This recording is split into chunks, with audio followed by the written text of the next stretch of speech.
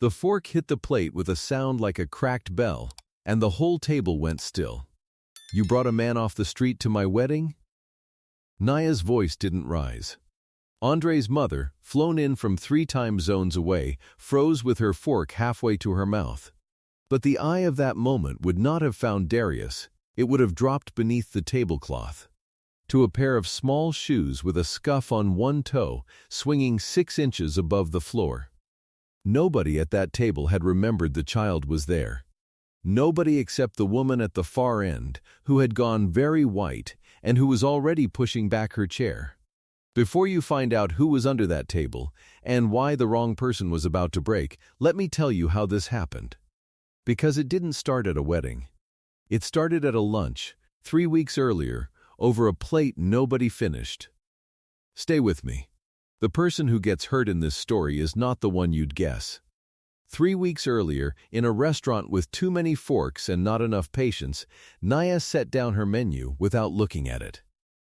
So, who's the lucky man? Imani didn't look up. The what? The lucky man. The one you're bringing to my wedding. Nia. Don't Nia me. I gave you 3 months. Her younger sister folded her hands, engagement ring catching the light with a precision that felt rehearsed. And every time I ask, you get that look. What look? The one you're doing right now. Their father picked up his own menu and pretended to read it, his way of staying out of it. He was a big man gone soft at the edges with age, moving slower these days, and Imani had started noticing that. "This wedding is important to me," Nia went on. "Andre's whole family is coming, his business partners, people who matter. I don't want unnecessary attention, and me showing up alone is unnecessary attention. You said it, not me." Imani's phone buzzed face down against the cloth. She turned it just far enough to read the banner, "Final notice, immediate action required," and turned it back before her sister could see. Nothing on her face changed. "I don't care where you find him," Nia said. "Borrow one if you have to. There's no singles table. Everyone has a +1, and my brilliant impossible sister is not going to be the one gap in the room. Just don't embarrass me." Their father set his menu down. "Your mother taught you both that happiness doesn't look the same on everybody," he said. "Your sister built a life she's proud of. You're building one you're proud of. Neither of you gets to hand the other a ruler." He looked at Nia. "You want your wedding perfect. But perfect is not a room where nobody's uncomfortable. There's no such room. I've never been in one." Naya's jaw worked. "I'm just trying to help her." "This isn't helping her. This is helping the seating chart. Now let's eat before it's cold." They ate. Later, in the parking lot, her father studied Imani the way he used to when she was small and lying.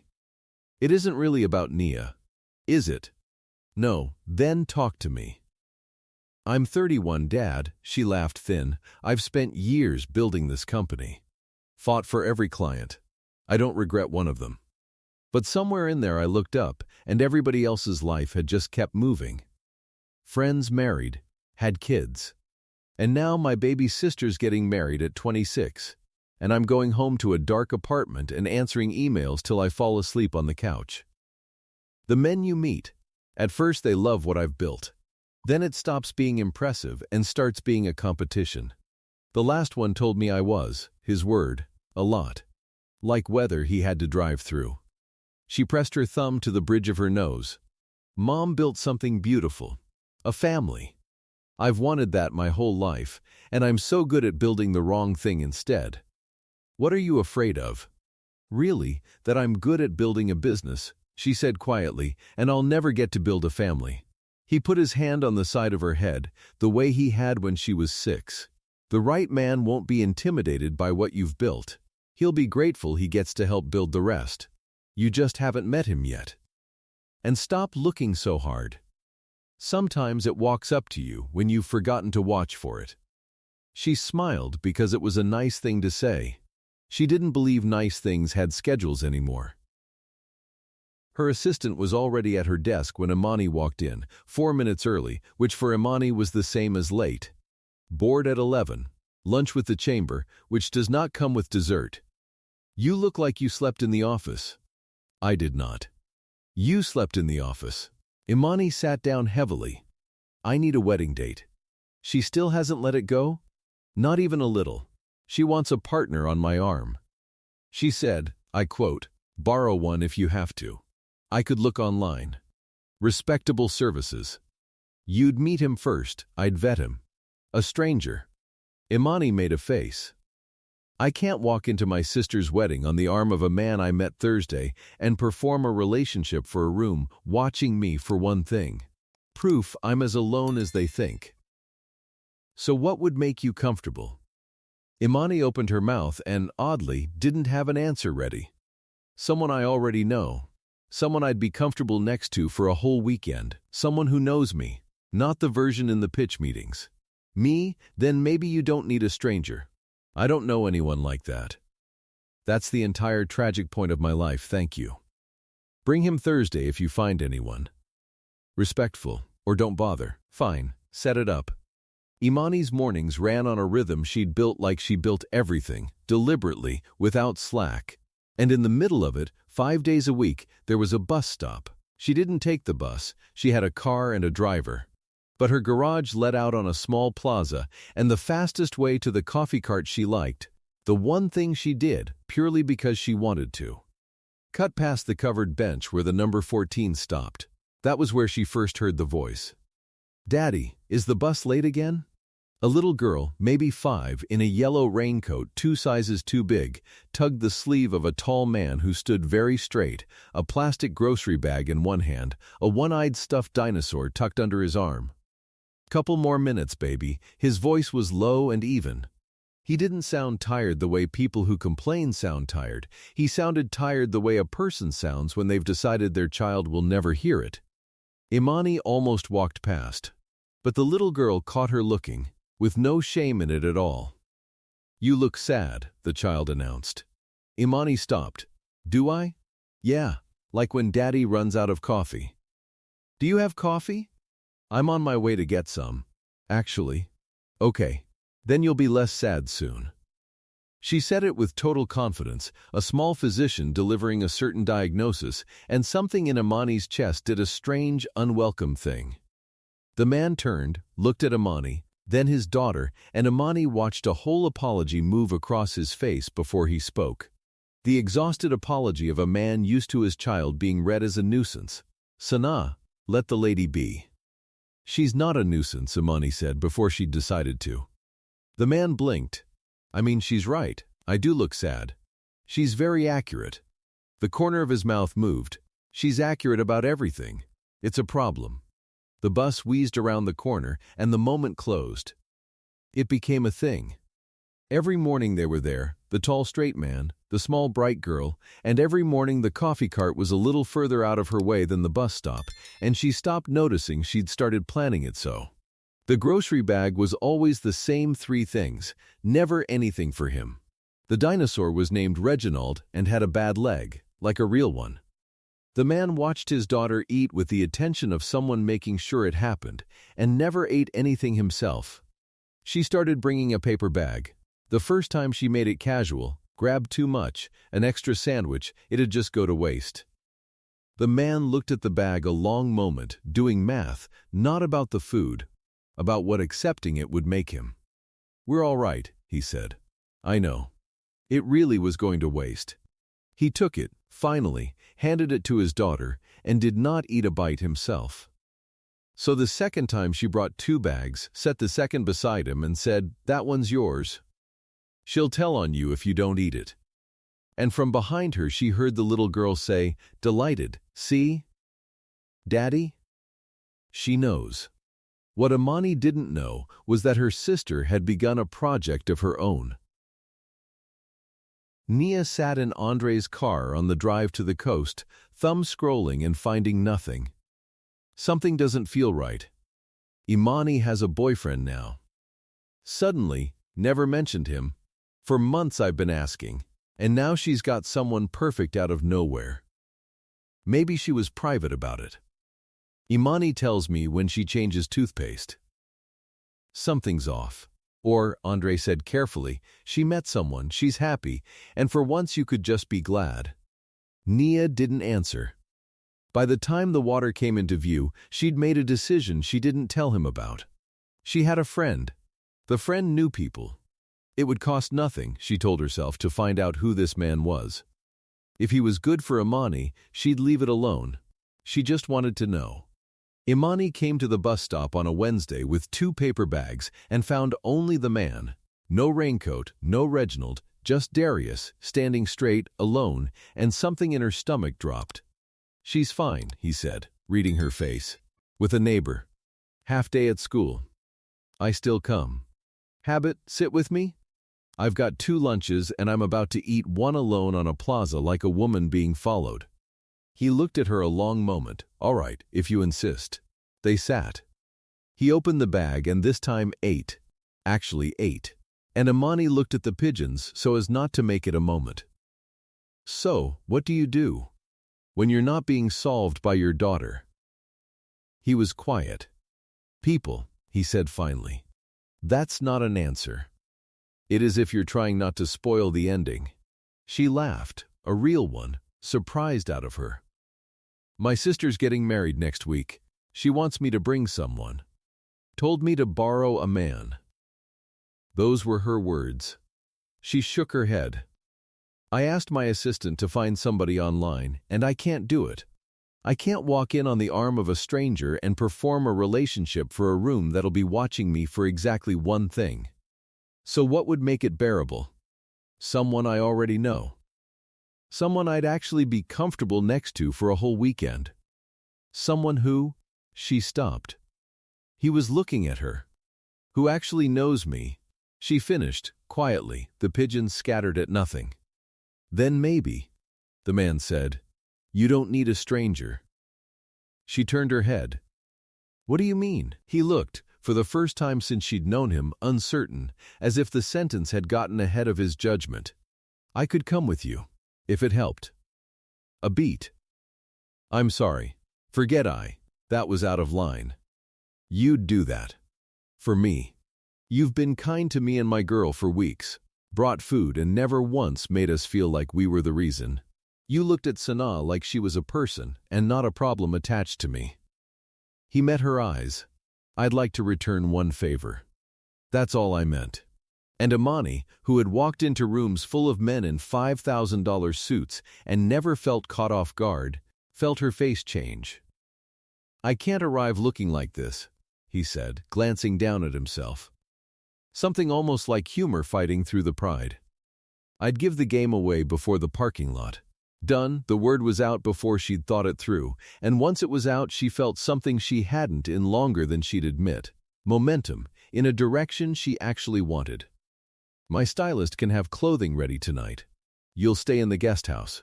Tomorrow we'll find you a proper suit," she half laughed. "Listen to me. Making plans and you haven't even said yes." "There's a problem," he said. "Name it." Her, he nodded, though the yellow raincoat was miles away. "I don't have anyone to leave her with for a whole weekend. And even if I did," his jaw tightened. "I don't lie to my daughter. Not ever. It's the one thing I've held on to through all of it. How do I explain to a 5-year-old that I'm going to a wedding to pretend to be something I'm not? What does that teach her?" Imani opened her mouth. And a small voice, arriving a full afternoon early because the neighbor had a dentist appointment nobody had mentioned, said, "What wedding?" They both turned. Sana stood at the edge of the plaza in her yellow raincoat, holding Reginald by his bad leg, having clearly heard the last and most interesting part of the sentence and none of the context. "There's a wedding I have to go to," Imani said, recovering, "and I was asking your dad if he'd come keep me company. I don't like going to big parties by myself." Sana's whole face opened. "Can I be a princess? Just once? I never been to a wedding. Is there cake? Can I wear a dress and be a princess just one time?" Darius closed his eyes. Imani watched the man try to hold his line against the 2 most powerful words in the language, just once, from his own child, and lose, completely, the way any parent alive would lose. "Baby, it's not. Please, Daddy." Sana clasped Reginald to her chest. "Please, please, please." I'll be the goodest princess ever in the world." Darius looked at Imani. Imani looked at Sanaa. "There's cake," Imani said gently. "A lot of cake. And I happen to think a princess would make the whole thing better." And that was how it was decided, not by the woman, not by the man, but by a 5-year-old in a raincoat asking for one single night of being something other than invisible. Darius let out a long breath. "One weekend. And I stay honest with her. However this works, she knows the truth of it." "Agreed?" "Agreed. Then I suppose we're going to a wedding." Sanaa stopped spinning. "Are you the princess's mommy?" she asked Imani with the devastating directness of the very young. Nobody had an answer for that. The bus came around the corner, right on time, and for once, none of them were waiting for it. The guest house had 2 bedrooms, and Sanaa refused to sleep in the smaller one. Not out of preference, out of fear. Imani found her at 9 that first night, frozen in the doorway of the child's room she'd had made up. A real bed, a moon-shaped lamp, a stack of picture books, staring at it like the edge of something. "It's too big," Sanaa whispered. "The bed?" "The room. I sleep with Daddy. We stay close so we don't get cold. Somebody could come in the empty part." Darius appeared in the hall, and Imani watched his face do the swift, private arithmetic of a man calculating how much of his life to let a stranger see. "She'll be fine with me." I should have said, "Don't apologize." Imani crouched to Sanaa's level. "When I was little, I hated big rooms too. So we leave this door open. All the way. Your dad's right across there, I'm down the hall, and the lamp stays on. The moon lamp. It never turns off. It's a rule of the house." Sanaa looked at the moon lamp. "Is that a real rule?" "It's a real rule," Imani said, and made it one on the spot. The girl climbed into the enormous bed and lay in the exact center of it, rigid, Reginald on her chest, watching the door. Imani stood in the hall a long time after that. She had closed deals that changed lives and never lost a night over it. And she stood guarding the sleep of a child who was not hers against a danger that did not exist, and understood that something in her had come loose she was not going to be able to tighten back down. The household met them properly the next morning. Rosa ran the house and had opinions about everyone who entered it, expressed mainly through the temperature of her coffee service. She took one look at Sanaa, said nothing, and 20 minutes later there was a plate of cut fruit at the child's place arranged in the shape of a face, Rosa's entire verdict, delivered without a word. Reggie was another matter. He did security suspiciously, built like a doorway, and when Darius came into the kitchen, he looked at him the way a lock looks at a key it hasn't been introduced to. "This is Darius. And Sanaa. My guests, for the wedding." "Guests," Reggie said, in a tone that added a footnote. Darius met the big man's eyes, didn't flinch, and didn't perform friendliness either. "Morning," he said, and nothing else, and Imani watched Reggie register the lack of a sales pitch and file it somewhere. It was Sanaa who broke the standoff. She walked straight up to the enormous man, held Reginald up over her head with both arms, and announced, "He has a bad leg. Can you hold him? You look strong. He needs somebody strong or his leg gets worse." The kitchen held its breath. The vast man reached out with 2 fingers, took Reginald with a delicacy that did not fit the rest of him. Tucked the dinosaur into the crook of his massive arm the way you'd hold something that had a bad leg for real, and said, gravely, "I'll keep him off it." Sanaa beamed like the sun coming up. Later, in the garden, Imani finally asked the question she'd carried since the bus stop. "How did it happen?" Darius held his cup and looked at the fountain, where his daughter's laugh carried across the water. "You should know. If I'm walking into your family's wedding, you should know what you're walking in with." He ordered it in his mind first. "I ran a crew. Construction, 19 years. My own site, 40 men under me. I was good at it." He said it plainly, the way you'd state your height. "I knew every one of them, their kids' names, who was behind on rent. That was the job.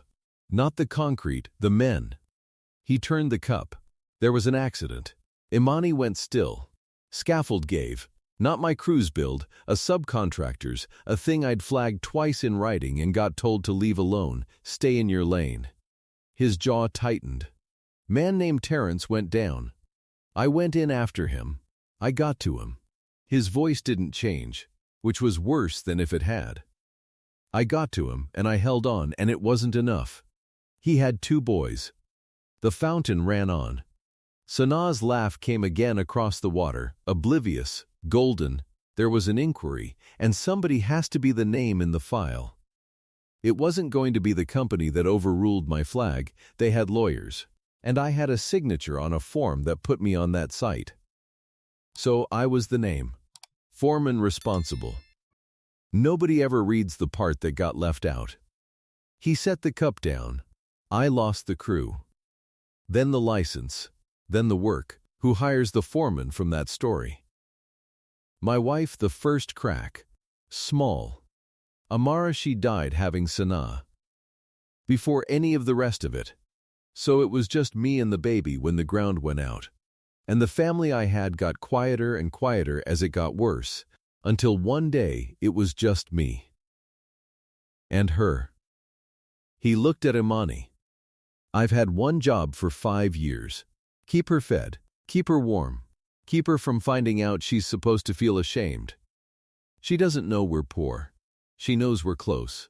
Those are different things, and I've spent every day making sure she only learns the second one. Imani couldn't speak for a moment. The sandwich. The first day it wasn't the sandwich. His voice was very quiet now. That first morning, after you walked off, Sanaa said, "Daddy, that lady saw us." Not the food. That we were seen. 5 years of people looking through us like glass, and a stranger looked at us. He shook his head. I never thanked you right for that. But that's what it was. You reminded my little girl we hadn't disappeared.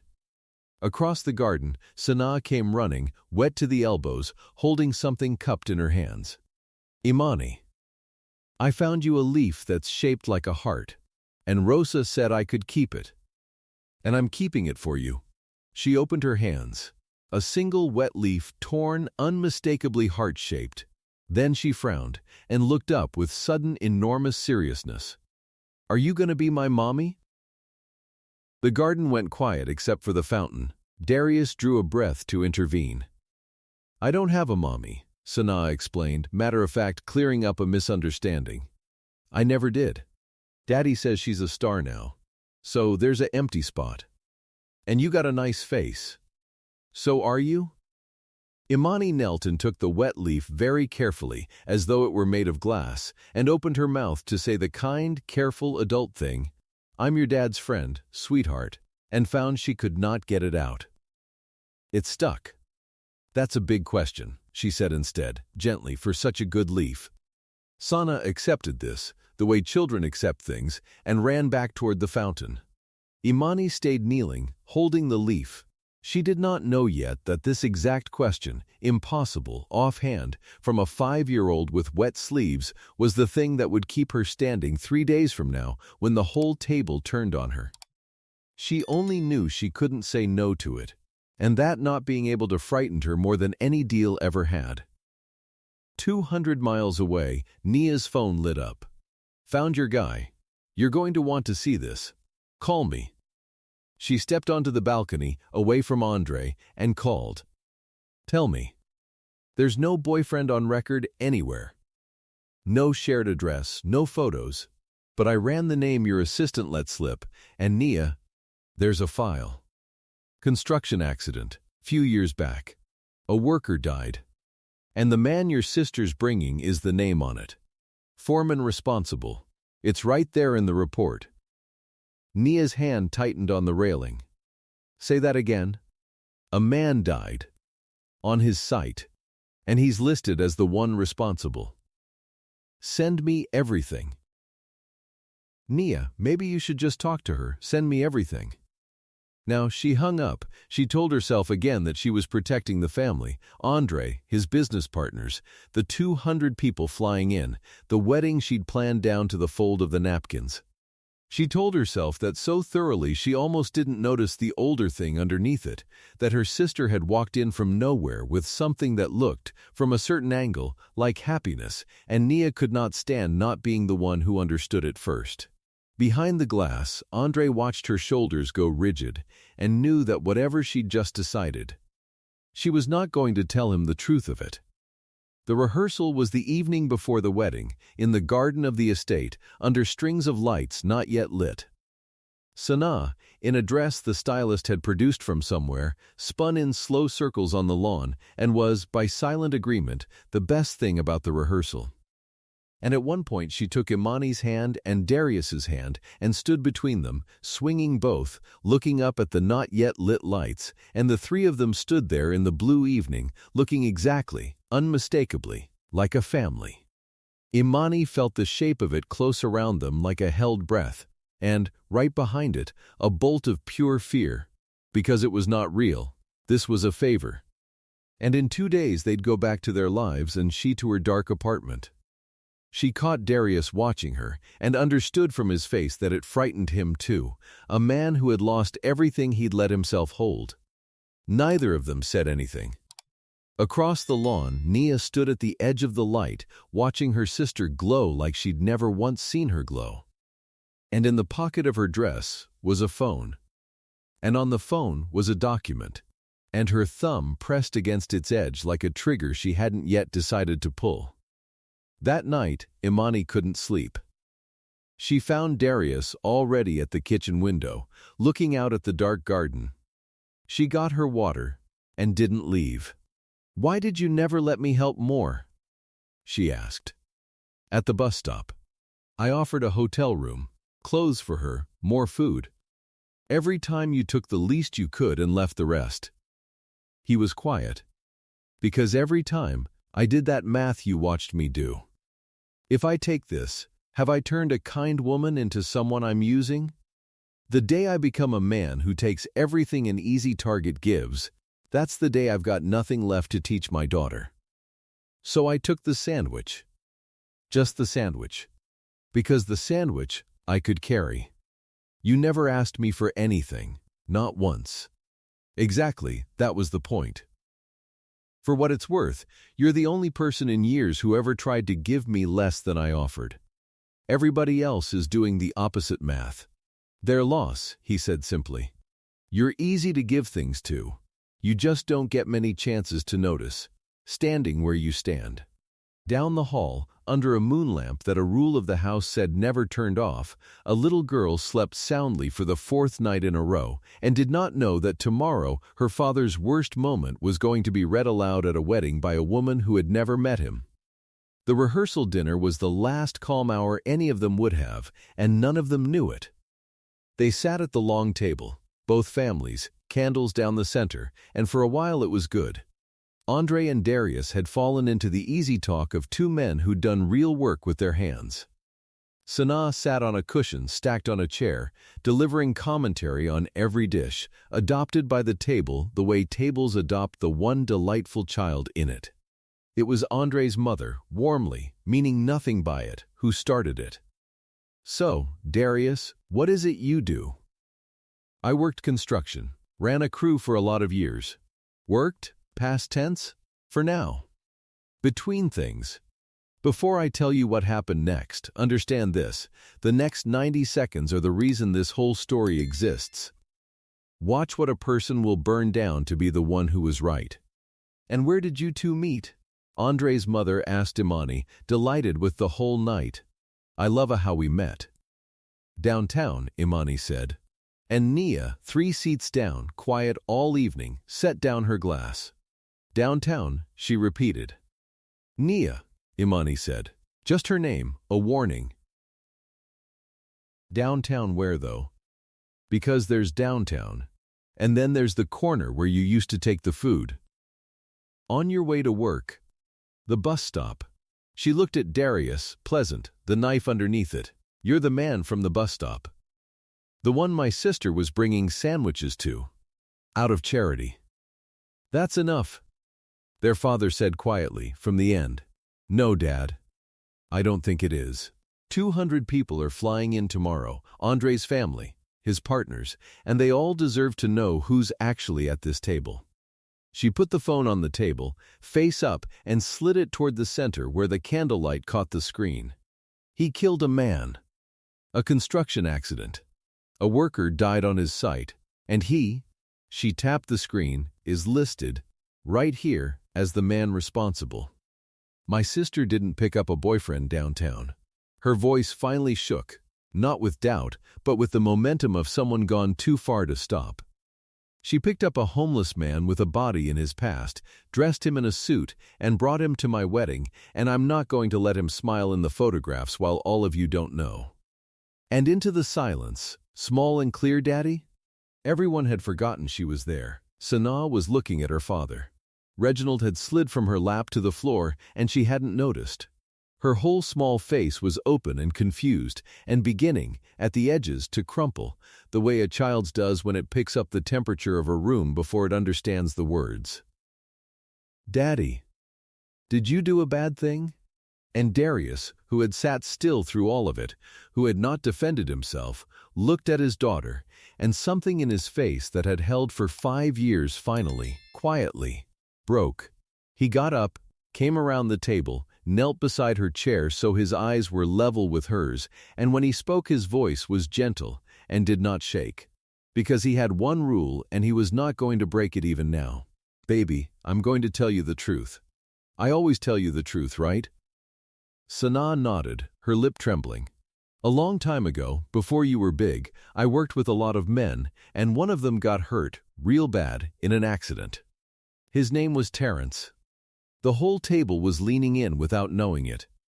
I ran to him as fast as I could and held on as tight as I could and tried so hard to keep him here. But sometimes you try as hard as you can and it's still not enough. That's the saddest thing there is. It wasn't a bad thing I did, baby. It was a sad thing that happened. And I've carried it ever since. Because he had 2 little kids like you. And I couldn't save their daddy. So you're not bad? No, baby, I'm sad about it. Those are different. Sad and bad are different things. Like poor and close, Sanaa said. Darius went completely still. Like poor and close, he said softly. That's right. And the whole table understood, in that one sentence, exactly how carefully this man had built the world his daughter lived in and what Nia had just done to it, and Andre's mother put her hand over her mouth. Imani stood up and turned to Nia. You hired a stranger to dig up the worst day of a man's life, and you saved it. Carried it in your pocket. Waited until the table was full and the child was listening, and laid it down like a trump card. She shook her head. You didn't do that to protect this family. You did it because I walked in with something you couldn't explain. And you'd rather set it on fire than not be the one who understood it first. Imani. He's a man who ran into a collapse to hold on to a stranger and couldn't save him and has carried it every day since. That's what your file says, if you read the part that got left out. Everybody's file has a part that got left out. Her voice dropped. People are more than the single worst moment of their life, Nia. If someone reduced you to your worst hour and read it out at a table, you'd want them to have read the whole thing. She looked at her sister a long moment. What did you just teach that little girl about what happens to people like her father in rooms like this? Nia opened her mouth, and nothing came out. And that was when they realized the cushion was empty. Sanaa was gone. She had slipped down while the voices got big, the way she'd learned to make herself small when voices got big, and gone out into the dark, and by the time anyone noticed, a 5-year-old was somewhere in the night, alone. Darius was through the doors first, calling her name, his voice finally losing its steadiness. Reggie went one way, Andre another. Imani ran for the fountain, but it was dark and empty, and her heart went to her throat. It was Nia who found her. Nia, who had run out not knowing what she was running toward, came around the far hedge and stopped. Sanaa sat on the cold ground beneath a tree, knees up. Reginald clutched to her chest, shivering, her princess dressed dark with dew, crying the way children cry when they think they've done something wrong and don't know what. 90 minutes ago, Naya had been the person who was right. And she looked at a shaking 5-year-old under a tree. A little girl who'd asked her father, "Did you do a bad thing?" because of a page Nia had put on a table, and every bit of the rightness went out of her at once and left something underneath it she had been outrunning her whole life. She knelt down in her expensive dress on the wet grass. "Hey, Sana, can I sit with you?" Sana looked up with streaming eyes. "Is my daddy bad?" The lady said no. Naya's own eyes filled. "No, baby, your daddy's one of the good ones." And the lady who said that was me. And I was wrong. I was so wrong. I'm the one who did the bad thing tonight. It was me. Sana studied her with terrible clarity.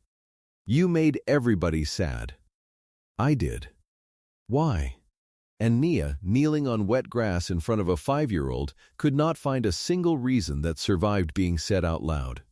"Because I was scared," she said finally, the truest thing she'd said all night, "and I did a mean thing instead of a brave thing. And I'm very, very sorry." Sana considered this. Then she scooted over a few inches, making room. "You can sit. But you have to hold Reginald. He has a bad leg. And you have to be gentle." Nia took the one-eyed dinosaur in both hands as though it were the most fragile thing she'd ever held, and sat down on the wet grass beside the child she had frightened. That was how the others found them. The bride, ruining her dress, holding a broken toy, sitting in the dark beside a 5-year-old.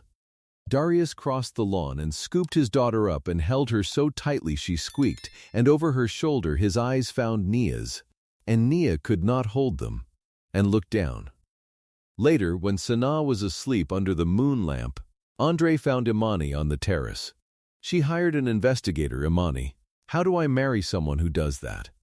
What if one day it's aimed at me? At our kids?" Imani was quiet a moment. People are more than their worst moment. It has to be true for her too, or it isn't true for anyone. She did a cruel thing because she was terrified. Of being left behind, of me having something she couldn't explain. It doesn't excuse it. It explains it. And she's still my sister. Tomorrow I want her to wake up and marry the man she loves, not carry a guilt she'll never put down. Andre looked at her a long time. "You're a better person than she deserves. Don't tell Darius. He already thinks too highly of me." The night was not quite over. Imani came in and found, in the front hall, Darius, with the bag he'd arrived with. "Packed. What are you doing?" "The right thing. The cleanest way to fix this is for me and Sana to be gone before the ceremony. You can tell them it didn't work out. Nobody has to watch the man from the file walk down the aisle. Don't. You ran into a collapsing scaffold to hold on to a stranger. You've kept a little girl warm and fed and unashamed on nothing for 5 years. You will not sneak out of my house in the dark like the thing they said you are. I won't let you agree with them." A small voice from the top of the stairs said, "Are we moving again?" Sana stood on the landing in her nightgown, Reginald under her arm, blinking down at the packed bag with the practiced calm of a child who has learned that packed bags at night mean the world is about to change and there's no use crying about it. "It's okay, Daddy," she said, before he could answer, and her being okay about it was the worst thing Imani had ever heard. "I can be fast. I know how to pack fast. Is it 'cause of the sad thing?" Darius closed his eyes. And Imani walked to the bottom of the stairs and looked up at the little girl who packed fast, who slept in the center of 2 big beds, who thought the natural condition of a home was one you left in the dark, and the thing that had come loose in her on the first night finished coming loose. "No, you're not moving. Not tonight, not tomorrow. Nobody's packing anything in this house. You're staying." Her voice was steady, and it carried up the stairs, and it was not a favor, and it was not a performance. "For how long?" Imani looked at Darius, then back up at his daughter. "For as long as you want." That's a real rule too. Darius stood very still with the bag in his hand, this man who had not let himself hold anything he could lose, and watched someone say the words he had stopped letting himself want to hear. He set the bag down. They were married the next afternoon in the garden, under the lights, now lit. Nia was radiant, and if she cried more than a bride usually cries, only a few knew why. They kissed, and 200 people raised their glasses. And nobody in the photographs looked like anything but a family celebrating a family. Darius was in them. In his suit, standing tall.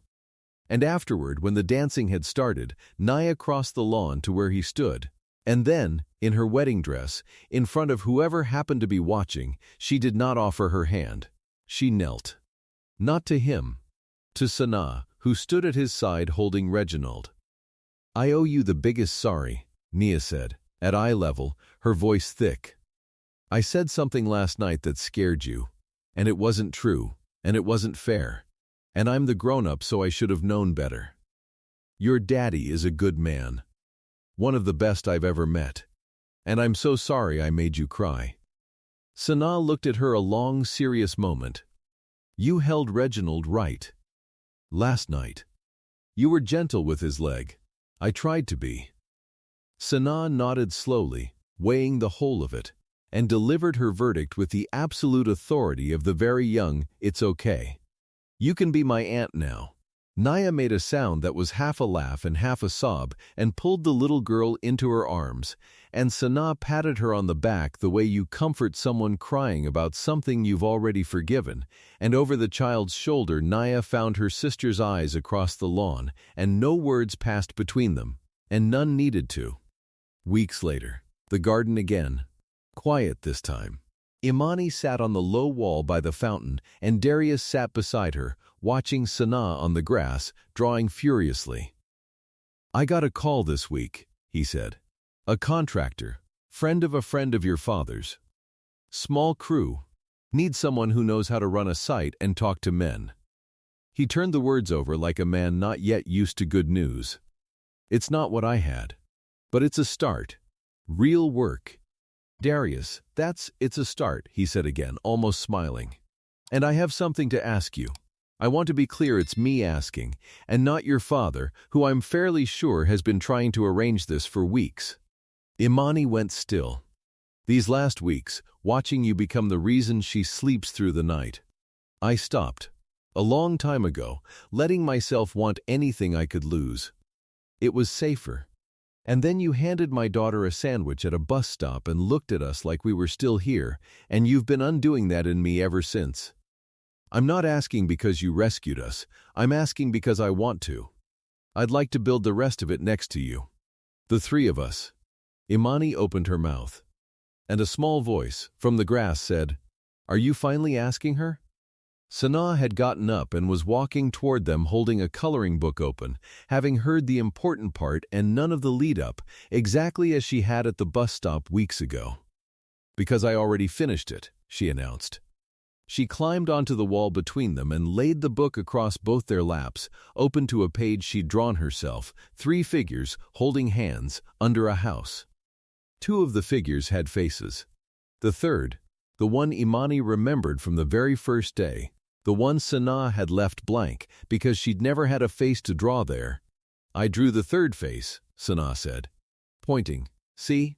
It's you. So now nobody's empty." And she took Imani's hand and put it into her father's hand and held both of hers on top so neither of them could pull away, which neither of them was trying to do. "So you have to stay now," she explained, in case it wasn't clear. "It's a rule. It's a real rule." Imani looked down at the drawing, 3 faces, 1 house, no empty spots, then at the man holding her hand. Then at the little girl who had, from the very first morning, been the one deciding all the important things. "It's a real rule," Imani agreed, and her voice wasn't steady at all now, and for once she didn't mind. "Is that a yes?" Darius asked quietly. "It's a yes," she laughed, wiping her eyes. "Although I should tell you, I offer all new arrangements a 3-month trial period. Standard practice. I'll take the trial," Darius said. "Deal." Sanaa looked between them, satisfied, and picked up her crayon, and went back to her drawing, adding, in the corner, a sun and a fountain and a small green dinosaur with a bad leg, standing in the yard of the house where nobody was empty anymore and where the moon lamp, by rule, never turned off. If this one got you, the little girl who packed fast, the man who only ever took the sandwich, the sister who knelt in the grass, tell me in the comments who broke your heart the most. And if you want to see where these three end up, comment the word family. Because there's more of them, and I only keep going where people are still watching. Like it, share it with someone who needs to remember that people are more than their worst day, and stay. There's another one you're not ready for.